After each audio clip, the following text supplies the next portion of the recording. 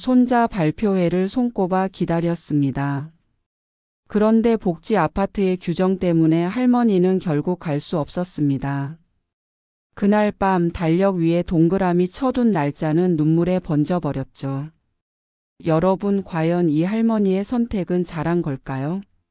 지금부터 그 뒷이야기를 들려드리겠습니다. 박영희는 올해로 75. 그녀의 인생 대부분은 교실에서 흘러갔다. 분필 가루가 가득 묻은 칠판. 종이 울리면 뛰어나가던 아이들. 시험지를 나눠주던 떨리는 손길까지 모두가 그녀의 하루였다.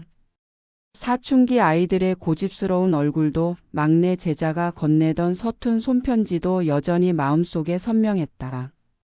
하지만 은퇴를 하고 난 지금 집안은 고요하기만 했다.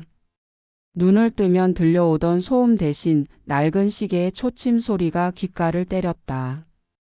하루가 길게 늘어져 시간을 어떻게 보내야 할지조차 막막했다. 아침이면 습관처럼 교재를 펼쳐보지만 수업 준비할 일도 없고 교무실에서 건네는 차 한 잔도 없었다. 텅 빈 거실을 바라보며 스스로에게 묻곤 했다. 나는 이제 누구에게 필요할까? 남편은 일찍 세상을 떠나 그녀 곁을 지켜줄 이는 없었다. 자식들은 저마다의 삶을 살고 있었고 손주들도 성장하며 할머니에게 예전처럼 달려오지 않았다. 연락은 가끔 오지만 그마저도 짧은 안부 인사에 그쳤다. 전화를 끊고 나면 마음속의 허전함이 한층 더 깊어졌다. 영희는 거울 속에 자신을 자주 바라보았다. 희끗해진 머리칼과 주름진 얼굴이 낯설게 느껴졌다. 언제 이렇게 늙었을까? 눈가를 스치는 세월의 흔적이 가르침과 헌신으로 채운 세월과 맞바꾼 결과 같았다. 하지만 정작 자신을 위로해 줄 이는 없었다. 예전에는 아이들이 필요로 하는 순간마다 달려가면 되었지만 이제는 달려갈 교실도 불러줄 목소리도 없었다. 그녀의 하루는 반복되는 정적 속에서 점점 무거워졌다. 창밖으로 보이는 동네 아이들의 웃음소리가 오히려 더 외롭게 만들었다. 저 아이들은 아직도 시간이 많구나.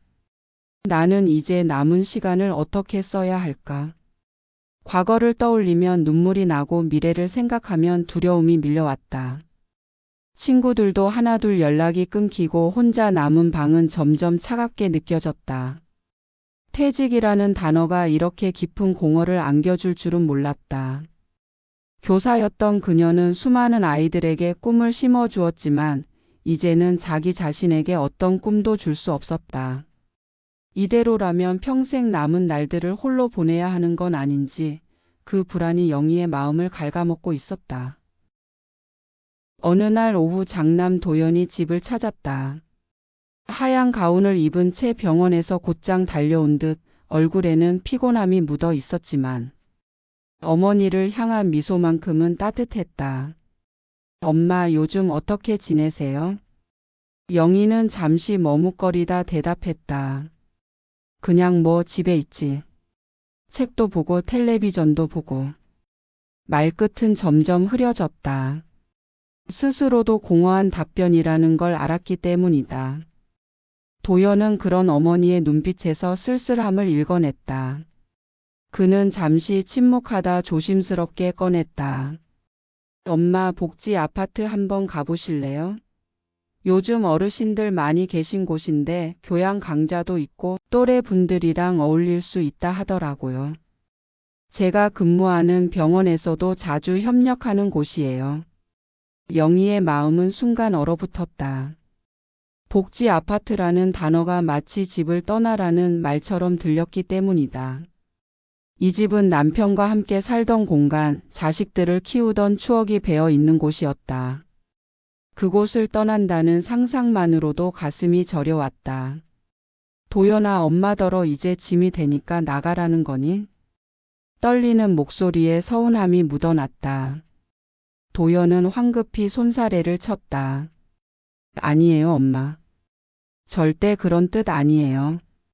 오히려 거기 가시면 더 활기찬 생활을 하실 수 있을 것 같아서 말씀드린 거예요. 제가 직접 가봤는데 운동실도 있고 글쓰기 수업도 있고 엄마가 좋아하실 만한 도서관도 잘 돼 있더라고요. 그 순간 막내딸 도경이 맞춰 들어왔다. 팔에 도안을 든 스케치북을 끼고 있던 그녀는 대화를 듣자 곧장 어머니 옆에 앉았다. 엄마, 나도 가봤어. 분위기 되게 좋아. 꼭 병원 같은 곳이 아니라 약간 작은 마을 같달까? 엄마, 그동안 혼자 계셔서 외로우셨잖아. 새로운 사람도 만나고 취미도 다시 시작하시면 훨씬 좋아지실 거야. 영희는 잠시 눈을 감았다.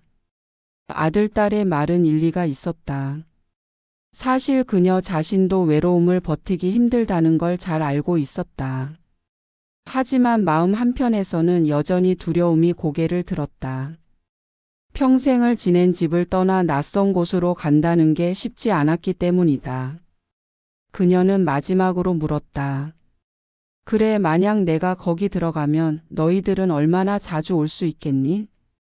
도연은 어머니의 눈을 똑바로 바라보며 단호히 대답했다. 당연히 자주 찾아뵐 거예요. 엄마가 외롭지 않도록 제가 약속할게요. 그 말에 영희의 마음이 조금은 누그러졌다. 완전히 결심이 선 건 아니었지만 적어도 한번 구경은 해봐야겠다는 생각이 들었다. 그래, 알았다. 한 번쯤 가보자. 내 눈으로 확인해 봐야겠지. 그 순간 가족들의 얼굴에 안도의 미소가 번졌다. 영희의 인생에 새로운 변화의 문이 열리고 있었다. 며칠 뒤 박영희는 도영과 함께 복지 아파트를 찾았다. 차창 밖으로 지나가는 풍경을 바라보며 마음속이 복잡하게 일렁였다. 정말 여길 가야 할까? 내가 버틸 수 있을까? 두려움과 기대가 뒤섞여 심장이 빠르게 뛰었다. 차가 도착하자 눈앞에 펼쳐진 풍경은 예상 밖이었다. 음울한 요양원 같은 이미지를 떠올렸던 그녀의 생각과 달리 복지 아파트는 작은 호텔처럼 깔끔하고 세련된 외관을 하고 있었다. 정원에는 꽃들이 가지런히 피어 있었고 분수대 옆 벤치에서는 몇몇 노인들이 삼삼오오 담소를 나누고 있었다. 어서 오세요. 박영희 어르신이시죠? 편히 둘러보세요. 로비에서 직원이 환하게 웃으며 인사했다. 밝은 조명, 따뜻한 색감의 인테리어, 은은하게 흐르는 피아노 선율까지 순간 영희의 마음속 긴장이 조금 풀렸다. 시설을 둘러보며 도연이 설명을 덧붙였다. 엄마 보세요. 저기 운동실, 저쪽은 미술실이에요. 그리고 저 도서관 엄마 좋아하실 것 같죠? 영희는 도서관에 들어서자 오래된 책 냄새와 조용한 분위기에 마음이 끌렸다. 책장 사이를 천천히 거닐며 손가락으로 책등을 쓰다듬었다. 이렇게 많은 책들이 다 나를 기다리고 있었나 속으로 중얼거리며 입꼬리가 살짝 올랐다. 식당에서는 점심을 먹는 사람들이 있었는데 모두 서로 이야기를 나누며 웃고 있었다. 그 모습은 오랜만에 본 공동체의 온기였다. 영희의 눈가가 조금 젖었다. 그때 한 할머니가 다가와 인사를 건넸다. 새로 오셨어요? 저는 채말순이라고 해요. 여기 생활한 지 2달 됐어요. 말순은 활달한 성격으로 금세 이야기를 풀어냈다. 처음엔 저도 엄청 망설였어요. 그런데 매일 수업도 듣고 친구도 생기니 하루가 어떻게 가는지 모르겠더라고요. 영희는 처음 보는 사람인데도 이상하게 마음이 편해졌다. 혼자가 아니라는 느낌, 누군가 손 내밀어주는 따뜻함이 전해졌다. 투어를 마친 뒤 직원이 안내 책자를 건네며 말했다. 요가 합창, 글쓰기 원예, 영화 감상회까지 프로그램이 다양해요. 원하시면 언제든 참여하실 수 있습니다. 영희는 종이를 가만히 내려다보다가 가슴속에서 작은 떨림을 느꼈다. 나도 다시 뭔가 배울 수 있겠구나. 그냥 시간이 흘러가도록 두지 않고. 하지만 곧 불안이 고개를 들었다. 여기서 적응 못하면 어쩌지? 낯선 사람들 사이에서 외톨이가 되면? 그 생각에 눈빛이 흔들렸다. 도연은 그런 어머니의 마음을 읽은 듯 부드럽게 손을 잡았다. 엄마 처음이니까 두렵겠지만 분명히 좋은 시작이 될 거예요. 영희는 깊게 숨을 들이쉬었다. 그리고 천천히 고개를 끄덕였다. 그래, 한번 부딪혀보자. 나도 아직 살아있다는 걸 느끼고 싶으니까. 박영희가 복지 아파트에 입주한 지도 3달이 흘렀다. 처음엔 모든 것이 새로웠고 즐거웠다. 아침마다 요가 수업으로 몸을 풀고 오후에는 글쓰기 모임에서 시를 적었으며 저녁이면 말순과 함께 도서관에서 책을 읽었다. 하루가 어떻게 가는지 모를 정도였다. 하지만 어느 순간부터 작은 균열이 생기기 시작했다. 첫 번째는 식당에서였다. 어느 날 점심 국을 떠먹자마자 영희는 눈썹을 찌푸렸다. 이거 너무 짜지 않아? 옆자리에 있던 말순도 고개를 끄덕였다. 맞아, 요즘 들어 음식 맛이 이상해졌어. 처음엔 정성스럽게 나오더니 점점 대충 하는 것 같아. 그날 이후 식당의 불만은 조금씩 번졌다. 김치가 시큼하게 상한 맛이 나기도 했고 반찬 수가 줄어들기도 했다. 사람들은 속삭였다. 예산 줄이는 거 아니야? 우리가 돈을 적게 내는 것도 아닌데. 두 번째는 프로그램이었다. 어느 화요일 아침 기대하던 합창 모임이 돌연 취소됐다. 직원은 무심하게 말했다. 강사님이 개인 사정으로 못 오신대요. 오늘은 그냥 자유시간 가지세요. 영희는 실망을 감추지 못했다. 기다리던 시간인데 대체 프로그램조차 없었다. 이런 일이 한두 번이 아니었다. 요가 수업도 미술 수업도 예고 없이 취소되기 일쑤였다. 입주민들은 점점 모임실에서 발길을 돌렸다. 결정적인 사건은 어느 늦은 밤에 벌어졌다. 옆방의 이성우 어르신이 갑자기 가슴을 부여잡고 쓰러진 것이다. 영희는 놀라 급히 복도로 뛰쳐나왔다. 도와주세요. 어르신이 숨을 못 쉬세요. 그러나 정작 의료실은 텅 비어 있었다. 당직 간호사가 자리를 비운 것이다. 다급히 119를 불렀지만 구급차가 도착하기 전까지 모두 발을 동동 굴러야 했다. 다행히 목숨은 건졌지만 그날의 공포는 쉽게 잊히지 않았다. 사람들은 서로 얼굴을 마주보며 중얼거렸다. 24시간 의료 지원이라더니 이게 무슨 소리야? 우린 안전하다고 믿고 들어왔는데. 이후 복지 아파트의 분위기는 눈에 띄게 달라졌다. 복도에서 마주치면 인사를 나누던 사람들이 이제는 서로 불안한 눈빛을 주고받았다. 누구도 먼저 말을 꺼내지 않았지만 마음속엔 같은 의문이 피어올랐다.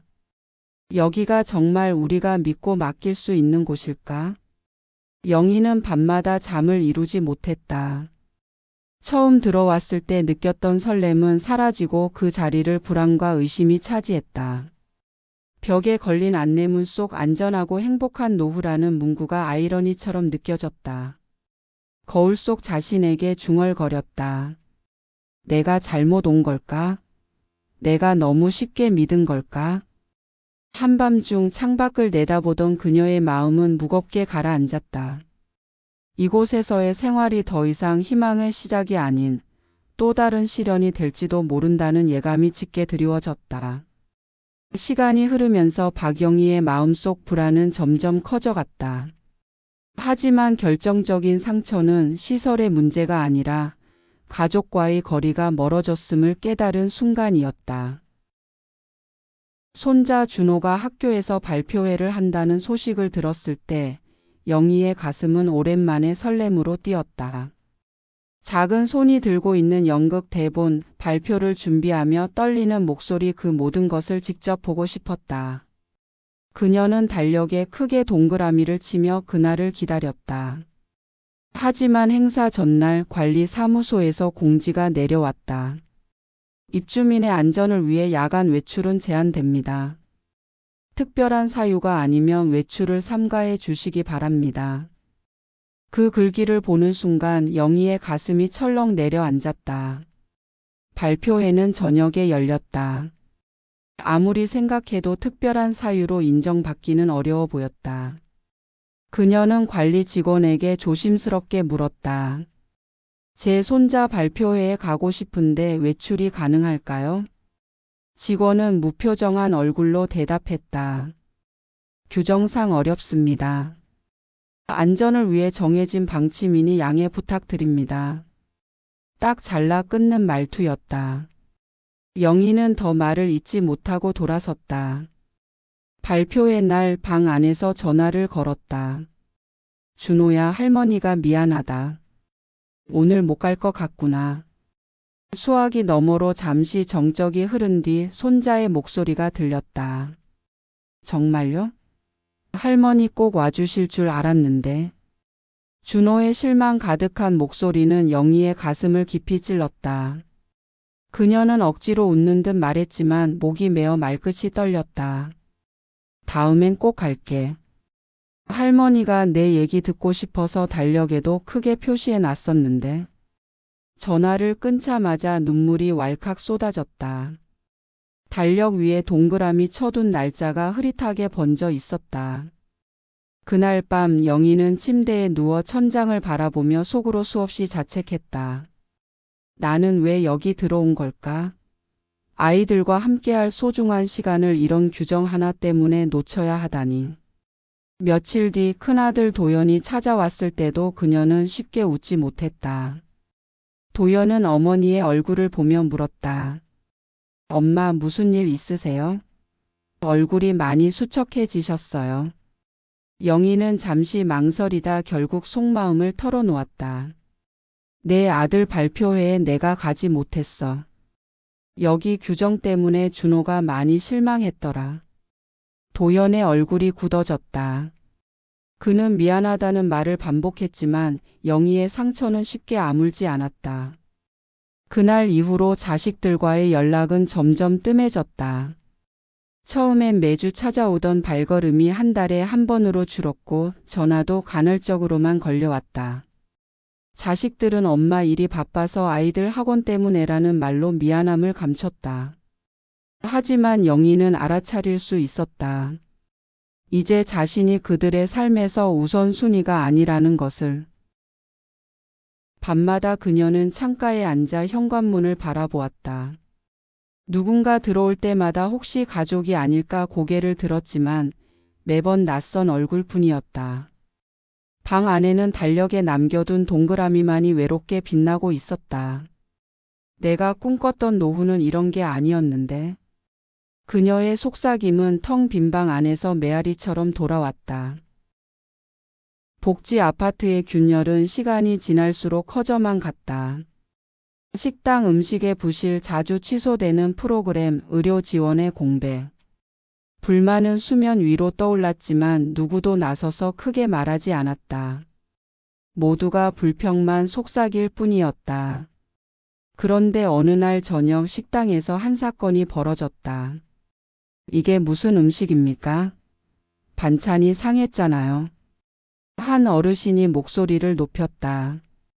그제야 여기저기서 동조의 말이 터져 나왔다. 맞아, 요즘 너무 심해. 우리가 돈을 적게 내는 것도 아닌데. 순식간에 식당은 술렁였다. 영희도 말순도 그 자리에 있었고 두 사람은 서로 눈빛을 마주쳤다. 이제는 참을 수 없다. 그날 밤 영희와 말순은 작은 방에 모여 앉았다. 책상 위에는 공책과 펜이 놓여 있었다. 영희야, 우리가 겪은 걸 다 적자. 증거를 모아야 해. 말순의 눈빛은 단호했다. 영희도 고개를 끄덕이며 펜을 들었다. 그래, 우리가 침묵하면 아무것도 변하지 않아. 두 사람은 기억을 더듬어 하나씩 기록했다. 맛이 변해버린 식사, 무책임하게 취소된 프로그램, 간호사가 비운 의료실, 직원들의 무뚝뚝한 태도. 쓰다 보니 노트 한 권이 금세 채워졌다. 영희는 손이 떨렸지만 동시에 묘한 힘이 솟았다. 나는 여전히 목소리를 낼 수 있는 사람이다. 며칠 후 두 사람은 용기를 내어 입주민들을 불러 작은 모임을 열었다. 처음엔 어색한 침묵이 흘렀다. 그러나 누군가 조용히 입을 열었다. 사실 저도 너무 힘들었어요. 그런데 혼자만 그런 줄 알았죠. 그 말이 신호탄이 되자 여기저기서 감정이 터져 나왔다. 저도 똑같이 느꼈어요. 이대로는 못 살겠어요. 우린 환자가 아니에요. 돈 내고 사는 거잖아요. 왜 눈치를 봐야 하죠? 영희는 떨리는 목소리로 말했다. 여러분, 우리 모두 같은 처지예요. 외롭고 불안하고 또 소중한 가족들과 멀어지고 있죠. 하지만 이렇게라도 모여서 목소리를 내면 달라질 수 있어요. 최소한 우리의 존엄을 지킬 수 있습니다. 순간 방 안의 공기는 달라졌다. 사람들의 눈빛에 힘이 모였다. 한 어르신은 손수건으로 눈물을 닦으며 말했다. 맞아요, 우리도 존중받아야 해요. 나이 들었다고 아무렇게나 대하면 안 되죠. 말순이 결연히 덧붙였다. 그럼 우리 다 같이 행동합시다. 관리사무소에 정식으로 요구해요. 만약 묵살당하면 계약을 해지하고 당당히 나가버리면 돼요. 그날 영희는 오랜만에 심장이 벅차게 뛰는 것을 느꼈다. 마치 교단에서 아이들을 이끌던 시절처럼 자신이 누군가에게 힘이 될 수 있다는 자각이 밀려왔다. 방을 나서며 사람들은 서로 손을 꼭 잡았다. 작은 손길이었지만 그 안에는 두려움을 넘어서는 용기와 연대가 담겨 있었다. 그리고 영희는 속으로 다짐했다. 그래, 이대로 무너질 순 없어. 내 삶을 다시 찾을 거야. 끝까지 싸워서라도. 며칠 후 영희와 말순 그리고 뜻을 모은 입주민들은 관리사무소를 찾아갔다. 떨리는 발걸음이었지만 서로의 손을 꼭 잡은 순간 두려움은 조금씩 사라졌다. 사무실 문을 열자 관리자는 놀란 표정으로 그들을 맞았다. 무슨 일이신가요? 말순이 단호하게 말했다. 우린 더 이상 침묵하지 않겠습니다. 이곳의 문제를 모두 기록했습니다. 프로그램 취소, 의료 공백, 불친절한 태도 그리고 부실한 식사까지. 여기 증거가 있습니다. 영희는 준비해온 자료를 책상 위에 펼쳐 놓았다. 사진, 녹음 파일, 날짜가 기록된 노트.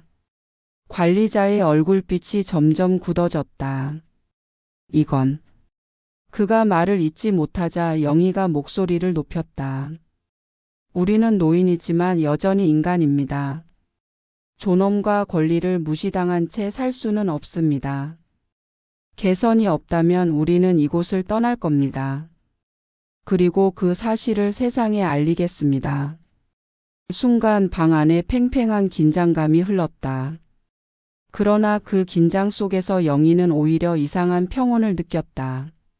마치 오랜만에 교실에서 아이들을 지키려던 순간처럼 자기 자신을 다시 되찾은 기분이었다. 관리자는 한참을 침묵하다 결국 고개를 떨궜다. 알겠습니다. 어르신들 말씀을 무겁게 받아들이겠습니다. 계약 해지를 원하신다면 절차를 진행하겠습니다. 순간 방 안에서 억눌렸던 숨소리가 터져 나왔다. 서로의 눈빛이 교차했고 작은 미소가 번졌다. 드디어 그들이 이겨낸 것이다. 일주일 뒤 영희와 말순은 작은 아파트로 이사했다. 오래된 빌라였지만 창문 너머로 햇살이 따뜻하게 들어왔다. 집 안에는 웃음소리가 다시 울려 퍼졌다. 자식들과 손주들이 모여 따끈한 국과 반찬을 함께 나눴다. 엄마, 이제야 알겠어요. 우리가 너무 늦게 깨달았네요. 도연의 목소리에는 진심 어린 미안함이 담겨 있었다. 영희는 손을 내저으며 말했다. 괜찮다. 덕분에 오히려 중요한 걸 배웠다. 진짜 행복은 화려한 시설이 아니라 서로를 믿고 지켜주는 마음이란 걸. 손주 준호가 할머니 품에 안기며 속삭였다. 할머니 이제 자주 볼 수 있죠? 영희는 눈가가 젖었지만 환하게 웃었다. 그래, 우리 준호. 할머니는 어디든 함께 할 거야. 그 후 영희와 말수는 자신들이 겪은 일을 세상에 알리기 시작했다. 지역복지관 강연에 나가 노인의 권리와 존엄을 이야기했고 다른 어르신들에게 용기를 전했다. 그들의 목소리는 방송을 타고 기사로 실리며 점점 멀리 퍼져갔다. 영희는 사람들 앞에서 늘 같은 말을 반복했다. 나이가 들어도 우리는 여전히 주인공입니다. 우리의 삶은 우리가 선택해야 합니다. 여러분 절대 포기하지 마세요. 강연장에 모인 사람들은 눈시울을 붉히며 박수를 보냈다. 누군가는 다가와 손을 꼭 잡고 말했다. 선생님 덕분에 저도 용기를 얻었습니다. 그 순간 영희의 가슴은 다시 뜨겁게 뛰었다. 이제 그녀는 더 이상 외로운 노인이 아니었다. 누군가에게 희망을 주는 존재, 여전히 살아 움직이는 인생의 증인이었다. 영희는 창가에 앉아 저녁 노을을 바라보았다. 붉게 물든 하늘은 마치 새로운 길을 약속하는 듯 빛나고 있었다. 그녀는 미소 지으며 속으로 다짐했다. 그래, 내 인생은 아직 끝나지 않았다.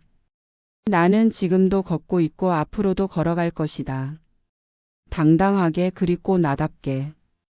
감사합니다.